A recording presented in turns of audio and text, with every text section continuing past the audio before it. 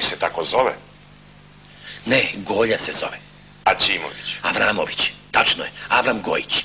Pa kako, malo pre si rekao Aćimović? Jeste Aćimović, ali to nije taj Aćimović. Ovo je Avramović, a Avram Gojić mu je brat. Mislim, to je sve isto. Braća su. Pazi, Jurić, ako ti sad nešto vrdaš... Ne.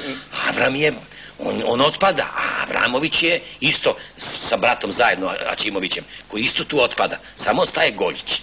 Odnosno nije Goljić, nego Avram Gojić. On ostaje. To mogu da se zakunem u to. A ovi svi otpadaju. Pazi, Jariću, dobro promozgaj.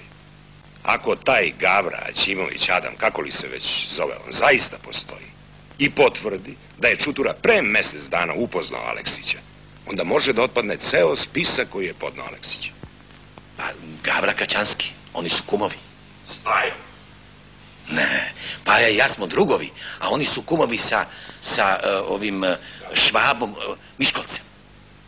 Jer su Avram i Gaja braća, a kumovi su sa Gavrom Kaćanskim, odnosno sa Gavrom Kaćanskim, čiji je kum Švaba Miškolc, a Paja i ja smo drugovi. Kakve veze sad ima Miškolc? Koji Miškolc?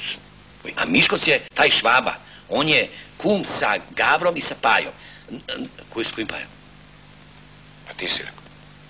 Ne, vi ste me pitali. Šta ste? Šta ste me pitali? S kim je Paja? Je li Pajin kum? Pa nije Pajin kum, nego je Paja sa mnom drug.